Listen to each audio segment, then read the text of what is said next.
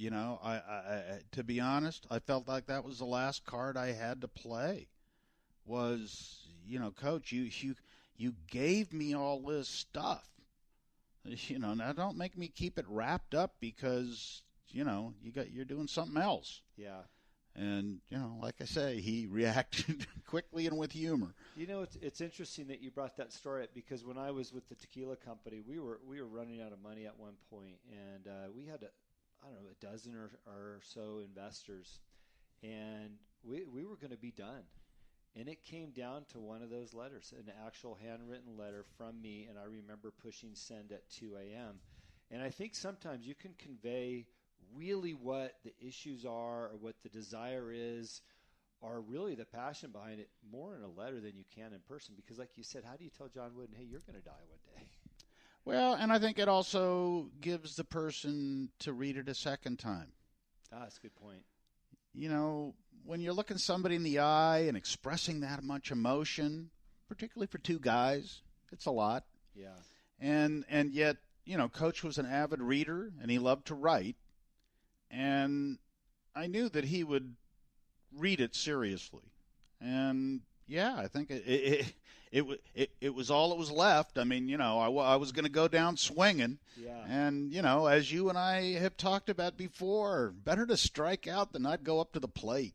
People who think, oh, my God, I'll never hit that guy. I don't want to go up there. It's like, come on, take your rips. What's the worst thing that happens? Just strike out, go sit down. Maybe you'll learn something. Yeah. And, of course, that's the real key is that if you go up there with that sense that you are a total failure if you don't get exactly what you're looking for, then when you don't, it's just devastating.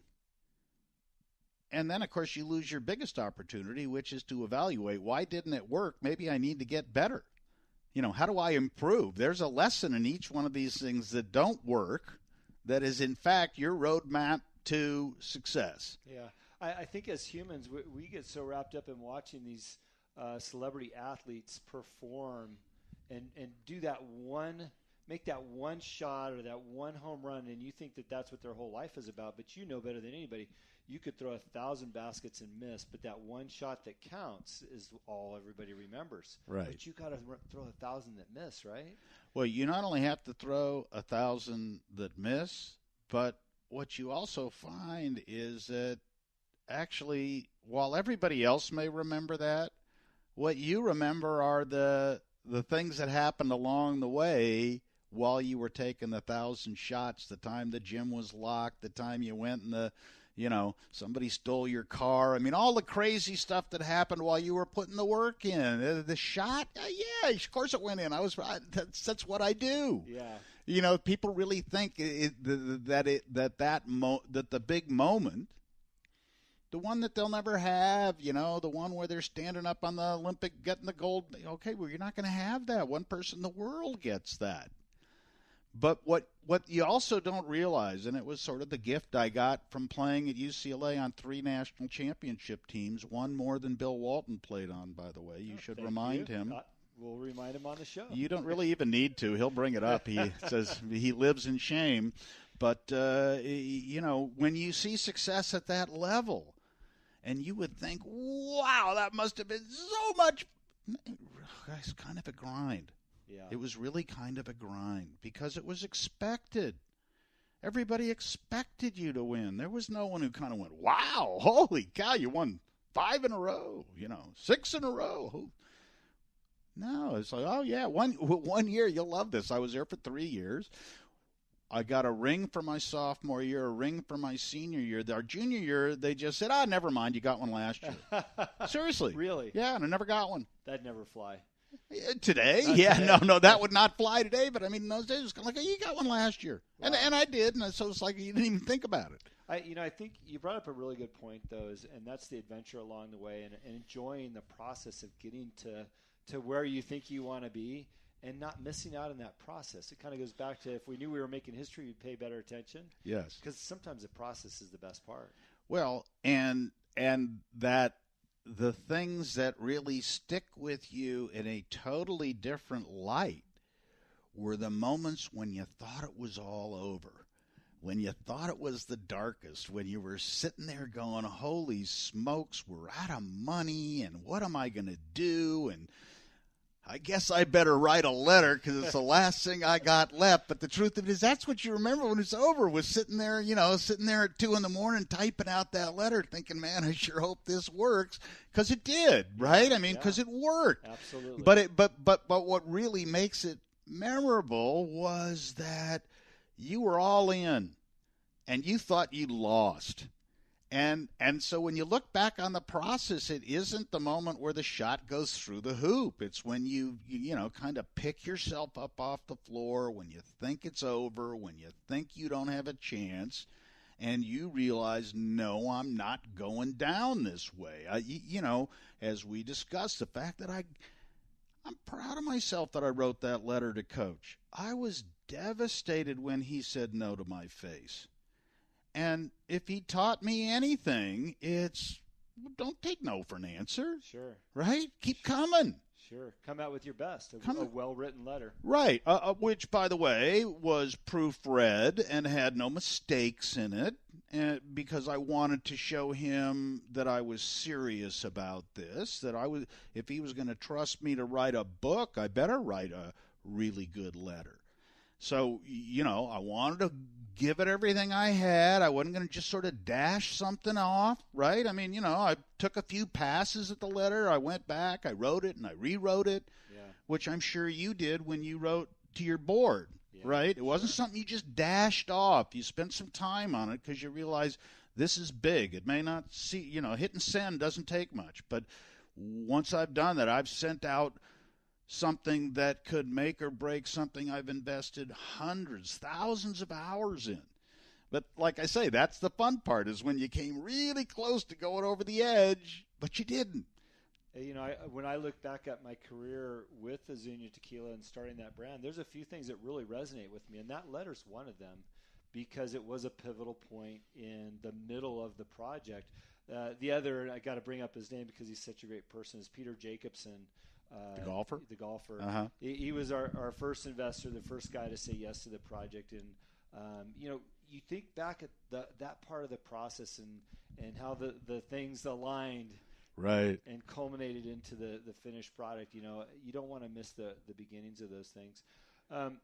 We really brushed over your TV career, but, one of the shows, and I really have never watched much TV my whole life, but one of the shows, the Walker, Texas Ranger, that you were involved with, it just blows me away what a cult following that show had, right? I mean, what was it like when you put that show out, and what was the reception when it first came out? Well, first of all, Chuck is not really an actor. Mm-hmm. And, of course, there are always going to be people in an industry like Hollywood, and you have to appreciate this, who, feel like what you're doing is sort of an art form. Yeah. Walker, Texas Ranger was not based on Chuck's acting chops. Chuck's a star.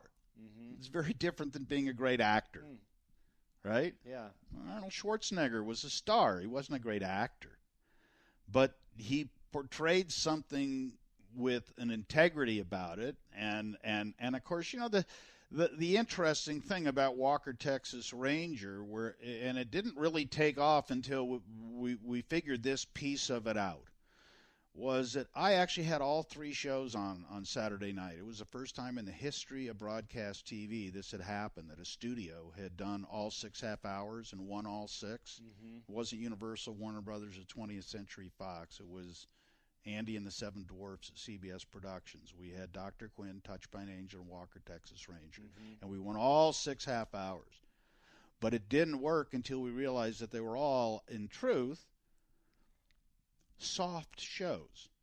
Okay. Even Walker Texas Ranger. Now people say, wait a minute, Chuck was kicking people and punching them. Yeah, but you know what? He was always rescuing the little kid and, being deferential to his, grandfather or his uncle, or, the good guys always won. It wasn't a cynical show. It was a show about the good guys winning. So when you say soft, though, you mean feel-good shows. Yes. So that prime time of TV when people are watching, they're there to feel good. Well, I would yes, I would say that that's the case. But there's also different ways of feeling good. When I showed the network the pilot for Dr. Quinn, Medicine Woman, which was the highest testing pilot at that point in the history of CBS, there's a few scenes at the end where you're crying. Wow.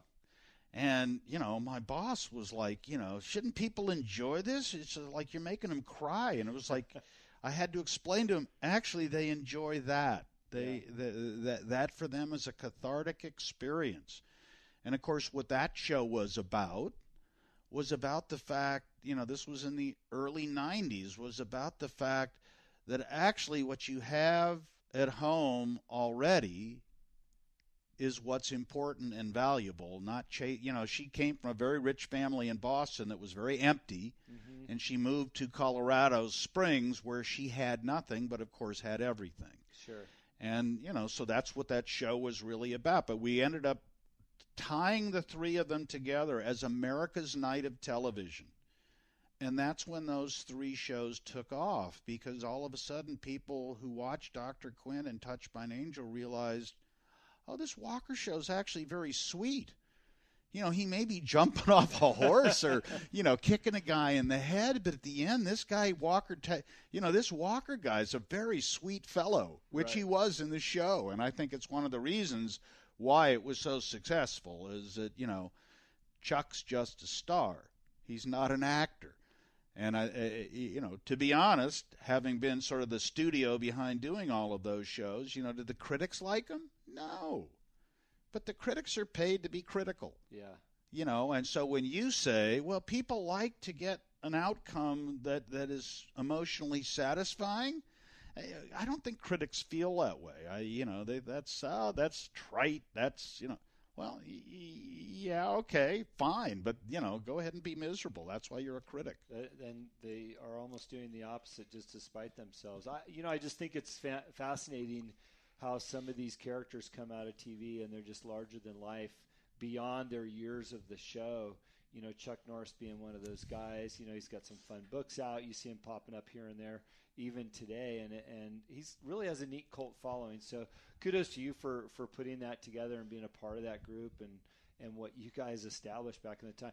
So what do you think about TV now, or whatever people's medium, whether it's YouTube or wherever they're getting it from? What do you think about what's out there right now? I think it's the golden age of television. It's the age of more bad television there's ever been, because there's just so much more of everything. I mean, when I was in the business, there were 3 networks. How many are there now? I don't even, and then, like Amazon comes along and says, we're going to spend $5 billion this year. What? These numbers are just mind-boggling, but, so they're going to have some good ones and they're going to have some bad ones. And I think we see some truly extraordinary work being done, but, a lot of garbage. And as viewers, the onus is on you to be discriminating, because there's great stuff to watch. So if you're watching bad stuff, don't blame the person who made it. Just stop watching.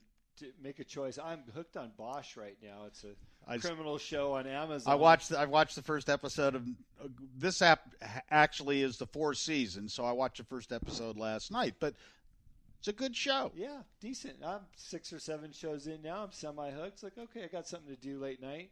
So it's just interesting because I grew up, was through the 70s and 80s, and I know TV as to what you were putting out there, and now it is completely different. But I love the age of technology and the fact that we do have so many choices. And no, we can't blame them. We can just change the channel or put something else on. Well, and of course, as much as we think we know, we don't. In a million years, I would have told you, and I thought I knew a lot about TV. People aren't going to want to watch television on their phone. Wrong. Yeah. Wrong. Right. Wow. Could I have been more wrong? They consume an enormous, particularly in a day and age. Keep in mind, I grew up where we got our first color TV in 1957 when Bonanza came on, and it was like the most exciting